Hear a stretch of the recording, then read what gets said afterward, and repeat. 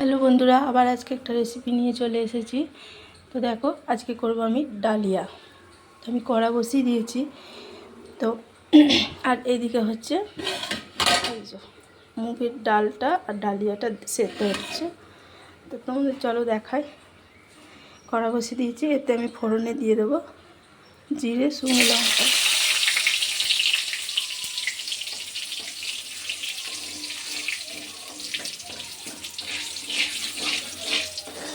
এই জিরে শুকনো লঙ্কাটা দিয়ে দিলাম। এবার এতে দিয়ে দেবো টমেটো।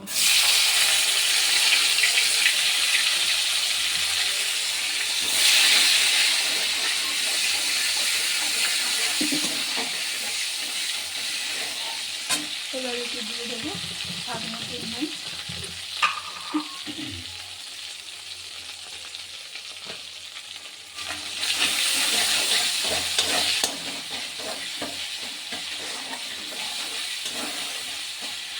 এটা আমি জাস্ট মশলাটা করছি, যেহেতু নিরামিষ আজকে আমাদের ষষ্ঠী। তো ষষ্ঠীতে লুচি তো খাবো না, উপোস করেছি। পুজো হয়ে গেলে এই ডালিয়াটা খাবো, তাই নিরামিষ হচ্ছে। আর এই যে কিছু সবজি নিয়ে নিয়েছি, সবজিগুলো আমি একটু ভেজে রেখে দিয়েছি। বরবটি আছে, গাজর, ফুলকপি নয়, পটল, আলু এইসব দিয়ে করছি। তাই এতে আমি মশলাটা করে নিচ্ছি। আর এটা হাঁড়িতে যেটা আছে ওই মশলাটা এতে দিয়ে দেবো।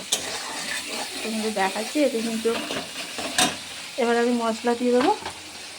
এটা হলো আদা বাটা, জিরে, ধনে আর গুঁড়ো হলুদ।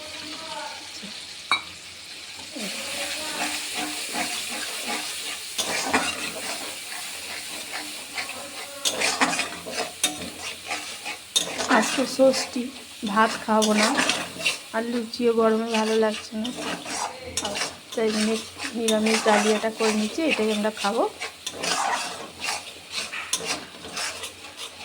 তোমাদের সাথে রেসিপিটা শেয়ার করলাম। ভালো লাগলে সাবস্ক্রাইব করে দিও, পাশে থেকে। তো এইটা সেদ্ধ হয়ে গেলে ডালিয়াটা, তখন আমি সবজিগুলো অ্যাড করে দেবো, তারপর মশলাটা দিয়ে দেবো। সবার চলো তোমাদের দেখাবো হয়ে গেলে। হ্যালো বন্ধুরা, দেখো আমার ডালিয়া সেদ্ধ হয়ে গেছে। এবার এতে আমি মশলাটা আর কিছু সবজি দিয়েছিলাম, এটাতে আমি দিয়ে দেবো। কড়াটাতে দিয়ে দেবো, কারণ হাঁড়িটা উপচে গেছে। তো চলো তারপর তোমাদের দেখাচ্ছি।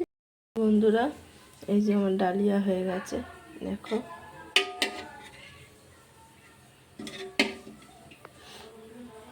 তো তোমাদের ভালো লাগলে এরকম করে খেও। টাটা।